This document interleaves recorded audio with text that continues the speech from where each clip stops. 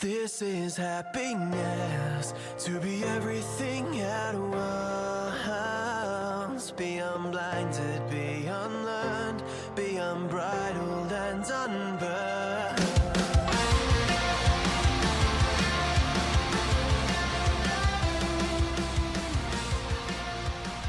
Hey everyone, and welcome back to a brand new episode of Mood Prep. My name is Dave Nixon, and firstly, I'm going to make a public apology to Mr. Barry, one of the guys in the Coaches Circle who shared an input in the Coaches Circle. If those of you that are not aware, it's one of the basically the coaching webinar circle that I have, the program that I have.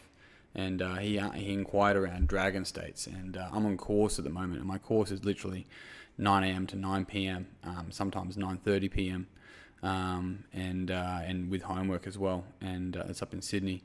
And so I was meant to have one of the webinars on Sunday, and it ended up starting later than it was ideally meant to, due to this lovely course and running back to the Airbnb and getting started. Anyway, Barry, mate, I'm sorry we missed it. I still started it. You missed it. You went for a swim. There's my public apology. Either way, let's get started on what's going on today. Today, I want to talk a bit about this ideal of healing.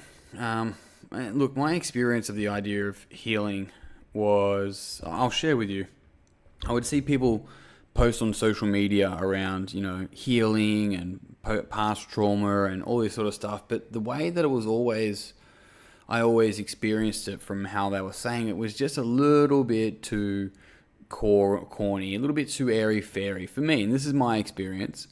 And it was really hard to connect with this idea of healing of previous traumas, especially when people are like, oh, I had a pretty good childhood, and I had definitely difficulties from my childhood, but I've heard of significantly worse childhoods.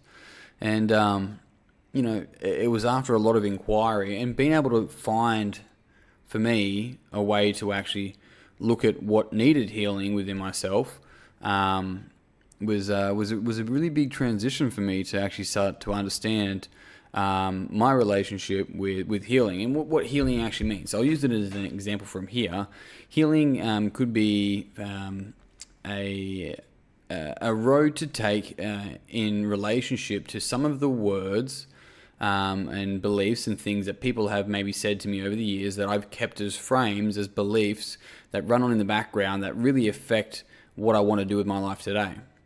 And so this is the thing is that, and memories, if we have particular memories in mind that we believe, that we can recall, it may be an underlying belief connected to that memory that's still running a frame for you today. I mean, one of them that I've sort of been aware of and worked through more recently was this idea around being told by somebody, effectively, in short, to stop dreaming in my pursuit of what I wanted to do with my life and to go get a job. And because of that, the thing is that they said that, and that's my memory of it, and that is what it is. It's neither right nor wrong, and it's not full, complete truth either, because it's completely subjective. That's my subjective experience. But the issue for me in this circumstance is the beliefs and what I made meaning of that. So that was a significant moment. It's significant enough for me to remember it. And then I laid meaning on top of that and beliefs. And these are called frames, right? And the highest frame governs a game. And so there's certain things for me later on in life that the frame that I held around was around that was I don't deserve what I want. Even though I pursued and persisted many things that I wanted in life, I still held this frame that when I was really after what I wanted, I didn't deserve it. And it's so interesting that even in this memory and with this difficulty, consciously I want to pursue the things that I wanted to do, but I had this frame running in the background of I don't deserve it. Now, this is where my real relationship, well, not here, it was well before this time, but this is a quick example, one that does come to mind of ways that right, so I had to then heal this, well, let's call it bullshit, because that's what sits well with me. This bullshit that is not true. It's just a frame. It's just meaning that I've given a memory mind, and then let it be what it was, and not take it for what it is. See it for the benefits and the positive intentions and everything that I had at the time to protect myself and all these sorts of things, but then also see its limitations and what it's stopping me from achieving and really obtaining as an adult today. And so that's the other thing, is that these frames of reference, as you know, that would have been 14, 15 at the time, is I don't have the mature awareness around me to have fourth or even further person perspectives, probably not even third person perspective really. And because of that, it's like I'm starting to build some rules about my life with very limited perspective in a very like hurt place from a hurt person. And the thing about it is that I would lean into the belief that there isn't a man or woman listening to this podcast that wouldn't have a variation of this. And this is the thing, and I remember saying this to one of my clients who was sitting in a cafe. I'm like, when we understand that in this busy cafe, there is probably a sentence, or if not at least a short conversation, that if brought up, each person in this place would cry. They would bring tears to their eyes. It's like we all have pain, all of us. And this is understanding that hurt people, because my experience during that, and when I was hurt and then built that meaning, I built that meaning in a state of pain. The person that said it to me was also in a state of pain.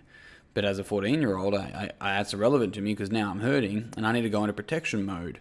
And so I protected myself for, a decade and a half, 15 years. And so the beauty in all of this is really looking at the relationship that we have with healing and healing particular things. And if we give ourselves permission to become vulnerable, and that's where vulnerability is strength, because it allows us to move through things that are difficult. If we lack vulnerability, that in itself is a fucking vulnerability, because it's going to continue to stop us moving towards the things that are most true for us. And so when we're able to step into that vulnerability, and when we're able to really be honest and vulnerable with ourselves and ourself show up, then we can see through these frames, we can see through these programs, we can see through these beliefs, and choose to create new ones that, people often say more empowering. It's like, sure, whatever, if that's what, cranks your gears, man, that's cool. But, for me, maybe it's just more resourceful, more useful, more embodied, more powerful, things that sit right. Mine, when I remember when reframing it, mine felt like a fitted suit, like a fucking perfectly tailored suit. It's like, that fits good, and I fucking feel good, and I look good. I didn't actually put a suit on, but I should have.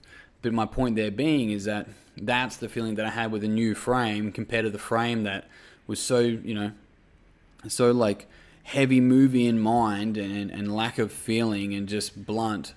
And yeah, I think that's one of the most important things, that on a topic that really can be sort of like airy-fairy or corny or kind of a bit too woo-woo. It's like, the healing stuff is fucking tough. And I've seen courageous people move through the difficulties of themselves. It's like, it takes someone really brave to help somebody else, but fuck, it takes a really brave person to work through our old shit and shit that just no longer serve us. And this is my conversation the other day around mental rent. It's like, how many of these fucking beliefs and frames and memories do you have that are like just fucking not paying rent? In fact, they're really bad squatters in your mental home, So anyway, if you have questions around this and you want to get in touch with me. I'm more than happy to talk through with you. Otherwise, if you haven't already, check out the Coaches Circle. It's on davenixon.com.au. Go into memberships, it'll be in there. And that website gets updated next year. That's exciting. Otherwise, team, that's it. I'm out. Thank you very much for tuning in. If you found this podcast beneficial, it would mean the world to me if you'd pass it on to someone else that you think would also find it beneficial. And if you haven't already, jump on Facebook and search Move Prep Online and join the group. Otherwise, team, that's it. I am out. Until tomorrow, peace and pizza. Kick today in the dick. Slay the dragon. I'll see you soon. To be everything at